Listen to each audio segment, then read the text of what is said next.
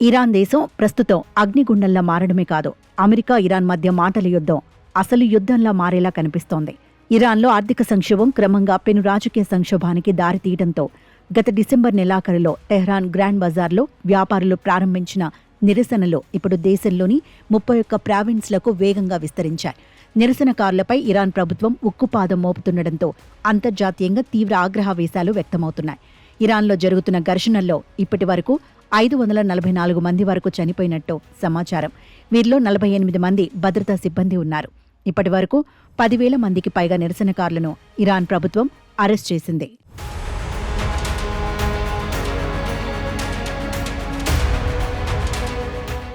ఇరాన్లో జరుగుతున్న అల్లర్లపై అమెరికా అధ్యక్షుడు డొనాల్డ్ ట్రంప్ అత్యంత కఠినంగా స్పందిస్తూ ఇరాన్ పాలకులకు అంతిమ హెచ్చరిక జారీ చేశారు. మీరు సొంత ప్రజలను కాల్చి చంపడం ప్రారంభిస్తే మేము చూస్తూ ఊరుకోబోము అని ట్రంప్ స్పష్టం చేశారు. అమెరికా సైన్యం ఇప్పటికే గరిష్ట స్థాయిలో అప్రమత్తమైందని, మధ్యధరా సముద్రంలో నౌకాదళ మోహరింపును పెంచిందన్నారు.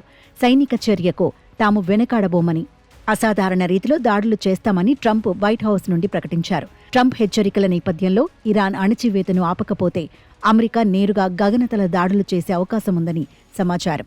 భద్రతా దళాల హింసను అరికట్టడానికి సైనిక ప్రత్యామ్నాయాలను పరిశీలించాలని ట్రంప్ తన రక్షణ శాఖ అధికారులను ఆదేశించారు. దేశవ్యాప్తంగా శాంతియుత ప్రదర్శనకారులకు అమెరికా పూర్తి మద్దతు ఇస్తుందని ఆయన సోషల్ మీడియా వేదికగా ప్రకటించారు.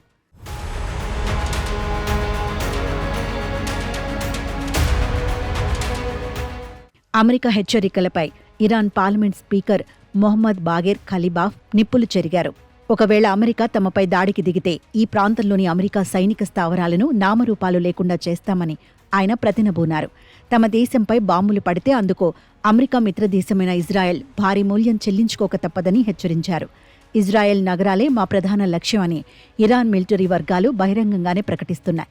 అమెరికా దాడులకు దిగకముందే తాము ముందస్తు చర్యలు తీసుకునేందుకు సిద్ధంగా ఉన్నామని ఖలీబాఫ్ వ్యాఖ్యానించారు. ఇరాన్ పార్లమెంట్ సభ్యులు ఈ సందర్భంగా అమెరికాకు మరణం అంటూ పెద్దపెట్టున నినాదాలు చేశారు. అయితే గతేడాది జూన్లో ఇజ్రాయెల్తో జరిగిన 12 రోజుల యుద్ధంలో ఇరాన్ రక్షణ వ్యవస్థలు బాగా దెబ్బతిన్నాయి. అప్పట్లో ఇరాన్ వాయు రక్షణ బ్యాటరీలు మరియు అణు కేంద్రాలపై ఇజ్రాయెల్ సమర్థవంతమైన దాడులు నిర్వహించింది.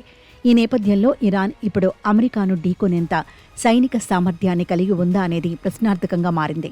మరోవైపు అమెరికా దాడుల నుంచి తప్పించుకునేందుకు ఇరాన్ నాయకత్వం లోపల చర్చల కోసం ప్రయత్నాలు ప్రారంభించినట్లు కూడా వార్తలు వస్తున్నాయి. అయితే పరిస్థితి విషమిస్తే చర్చల కంటే ముందే సైనిక చర్య ఉండవచ్చని అమెరికా వర్గాలు విశ్లేషిస్తున్నాయి.